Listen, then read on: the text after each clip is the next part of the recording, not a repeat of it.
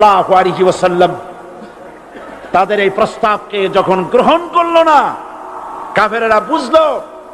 আমি আগেই বলেছি 3 শ্রেণীর লোক বাধা দিয়েছে। কয় শ্রেণী? প্রথম শ্রেণী কি? রাষ্ট্র শক্তি।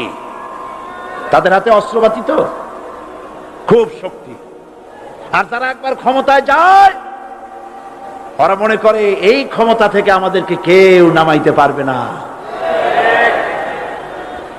বিংশ শতকের শ্রেষ্ঠ মুজাদ্দিদ আল্লামা সৈয়দ আবুদাল্লাহ মওদুদী রাহমাতুল্লাহ আলাইহি তিনি এক জায়গায় লিখেছেন, স্বৈরাচারীরা তার পতনের সমস্ত ছিদ্র বন্ধ করে, কিন্তু একটা ছিদ্র বন্ধ করতে পারে না।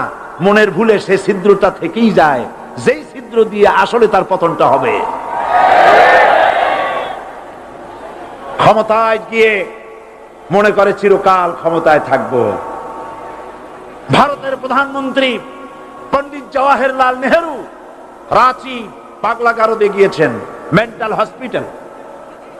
পাগলেরা নেহেরুকে দেখে আশ্চর্য হয়ে গেছে, এত সুন্দর মানুষ, মাথায় কিস্তি টুপি, গায়ে শেরওয়ানি, মুসলমানি ড্রেসই আলাদা। যদিও তিনি হিন্দু ছিলেন, পরেছেন মুসলমানি ড্রেস। শেরওয়ানি কাদের পোশাক? কাদের পোশাক? হাতে ছড়ি নিয়ে হাঁটা, স্টাইল করে, সুন্দর পাজামা, সুন্দর টুপি, সুন্দর সাজসজ্জা করে মুসলমানদের ড্রেস। এই ড্রেস পরে তিনি গিয়েছেন, সবসময় যে ড্রেস তিনি পরতেন। পাগলেরা জিজ্ঞেস করছে, তুমি কে গো? উনি বলছেন, আমারে চেনো নাই? আমি ভারতের প্রধানমন্ত্রী পণ্ডিত জওয়াহরলাল নেহেরু। পাগলেরা বলছে, ও সেই কথা। আমরাও যখন এই কুইটালে আসছিলাম, এই তোমার মতো লম্বা লম্বা কথা আমরাও বলছি। থাকো আমাদের সাথে কিছুদিন, তোমার মাথাও ঠান্ডা হয়ে যাবে।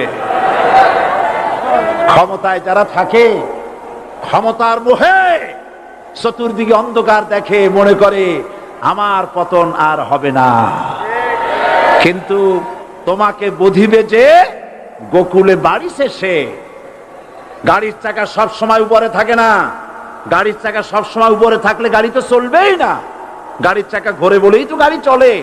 সুতরাং এই উপরে তোমার চাকা উপরে এখন আছে বলে, তোমার দলের চাকা উপরে আছে বলে যারা মানুষের উপরে জুলুম করছো, আলেমদেরকে ধরতেছো, মুসল্লিদেরকে ধরে ধরে জেলে ঢুকাচ্ছ, সময় আসবে এমন ইন্দুরের কর্তব্য পালবার জন্য